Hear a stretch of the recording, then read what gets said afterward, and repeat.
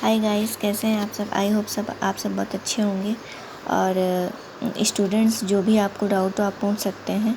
अभी हमने जल्दी एक सीरीज़ शुरू की है कॉमर्स से रिलेटेड, जो भी बेसिक कॉन्सेप्ट है हम अभी यहाँ से स्टार्टिंग करते हैं। इसके जस्ट पहले वीडियोस में हमने देखा कि कुछ एजम्पशंस, कुछ प्रिंसिपल्स होते हैं जिन्हें हम अभी पढ़ चुके हैं। उसको मैं एक बार बता दूं कि फंडामेंटल अकाउंटिंग एजम्पशंस में कुछ मेन 3 आते हैं, जैसे going concern, consistency, accrual concept. इन तीनों को मैंने बता दिया है। इसके नेक्स्ट हमने एक पढ़ लिया था बिजनेस एंटिटी पढ़ लिया था, मनी मेजरमेंट पढ़ लिया था। मनी मेजरमेंट बीच में चूँकि कट हो गई थी वीडियो, तो उसको मैं एक बार फिर से बता दूं। मनी मेजरमेंट कॉन्सेप्ट कहता है कि ऐसी सारी वैल्यूज़, ऐसी सारी चीज़ें जो जिन्हें हम मनी टर्म्स में, मॉनेटरी टर्म्स में यूज़ करते हैं, जैसे कि रेंट, सैलरी, इनकम, वेजेस।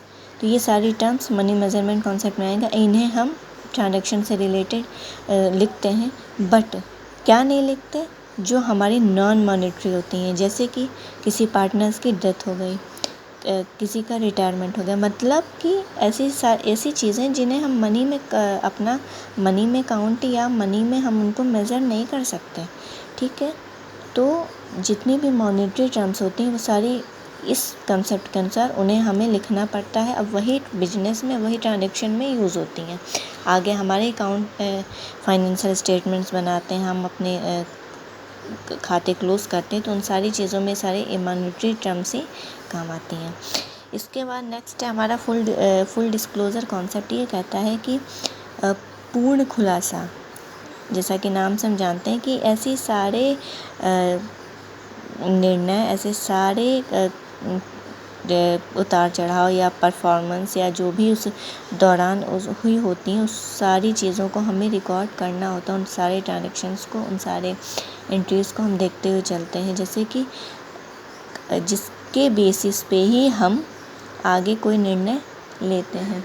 कोई भी ऐसी इम्पोर्टेंट इंफॉर्मेशन को हम इग्नोर नहीं करते हैं, जैसे कि हमारी अकाउंटिंग पॉलिसी कौन सी है, हमने क्रेडिट सेल्स किया, क्रेडिट परचेज़ किया, कितना क्रेडिट है, कितना इन्वेस्टमेंट है। इस सारी चीज़ें जो हमको एक निर्णय, एक डिसीज़न लेने में हेल्प करें, तो उन सारी चीज़ों को हम ज़रूर लिखते हैं। डिस्क्लोज़र ऑफ इंफॉर्मेशन, ठीक है, मतलब उन सारी चीज़ों को जिनका रिज़ल्ट हमको एक बेटर अंडरस्टैंडिंग देगा और एक अच्छा निर्णय लेने में सहयोग करेगा कि हमारी कंपनी फर्म कैसे चल रही है। नेक्स्ट आता है अकाउंटिंग पीरियड कॉन्सेप्ट। जैसे अकाउंटिंग पीरियड हमारे 2 होते हैं, जैसे 2 हम मानते हैं। जैसे एक होता है फाइनेंशियल ईयर, एक हमारा होता है कैलेंडर ईयर। तो फाइनेंशियल ईयर आप जानते हैं कि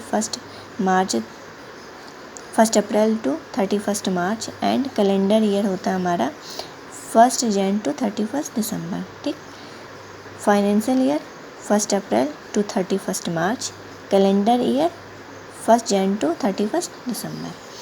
तो जब हम लास्ट में बैलेंस शीट बनाते हैं तो उसमें हम देखते हैं, उसी से ही हमें बैलेंस शीट से हमको हमारी क्या पता चलती, फाइनेंशियल पोजीशंस और profit and loss trading account हम बनाते हैं। तो ये इनसे क्या होता है कि जो भी हमारी उस दौरान परफॉर्मेंस हुई होती है वो हमें पता चलती है। तो अकाउंटिंग पीरियड ये कहता है कि जब आपने एक उस अवधि के दौरान जो भी आपने मान रखा है, जो भी एक साल का अपना ले रखा है, उसके उस दौरान जो भी हमारी परफॉर्मेंस हुई होती है उसको हमको लिखते हैं। उन सारी चीज़ों को हमने एक पीरियड ले लिया कि उस दौरान हम सारी उस दौरान जितनी भी ट्रांजैक्शंस हुई हैं, जो भी प्रॉफिट एंड लॉस है, जो भी पोजीशन है, उस सारी चीज़ों को हम रिकॉर्ड करेंगे और लास्ट में हम देखेंगे कि क्या स्थिति है। ठीक है, अकाउंटिंग पीरियड प्रिंसिपल या अकाउंटिंग पीरियड कॉन्सेप्ट। ठीक है, मटेरियलिटी कॉन्सेप्ट होता है कि ऐसी टर्म्स, ऐसी चीज़ें जो कहीं ना कहीं उसको प्रभावित करेंगी, उसके मतलब उस डिसीज़न को जब हम लेते हैं कि हाँ हमारी कंपनी की स्थिति क्या है, हमें क्या करना चाहिए। तो अब चूँकि यहाँ पे एक बात दे रखी है कि इग्नोरेंस ऑफ स्मॉल, जो अननेसेसरी चीज़ें होती हैं उनको तो हम इग्नोर करेंगे, लेकिन जो चीज़ें हमें चाहिए, जो मटेरियलिटी कॉन्सेप्ट कहता है कि जो निर्णय हमें चाहिए, जैसे सेल्स है, तो सेल्स क्या है, क्रेडिट है कि कैश है।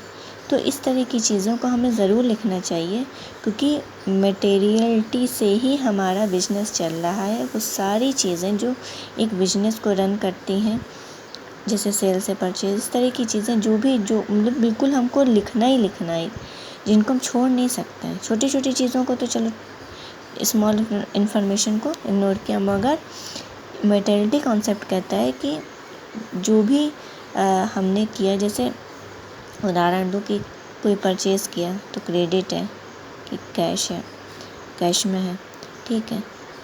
तो ये सारी चीज़ें हमें बिल्कुल लिखनी है, और कितना हमारा इंक्लूज़न है, कितना एक्सक्लूज़न है, कितना कैश फ्लो है, कैश फ्लो मतलब कितना कैश आई, कितनी कैश गई।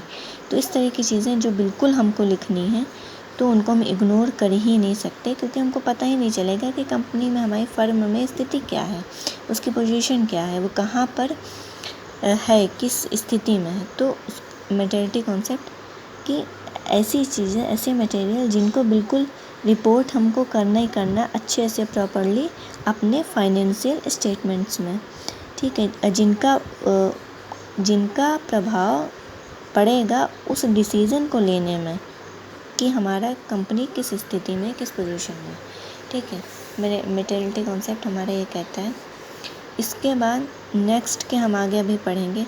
और स्टूडेंट, एक बात मैं बता दूं कि कुछ बेसिक चीज़ें हैं अभी जो मुझसे छूट गई हैं, उनको भी मैं कवर करूँगी। जैसे कि अकाउंटिंग के जो, अगर हम कहें कि इंट्रोडक्शन, जैसे कि अकाउंटिंग का यूज़ कहाँ कहाँ है, इसको हम कैसे यूज़ करते हैं, और इसका इम्पोर्टेंस क्या है। तो इसके रिगार्डिंग भी मैं एक वीडियो जल्दी बनाऊँगी।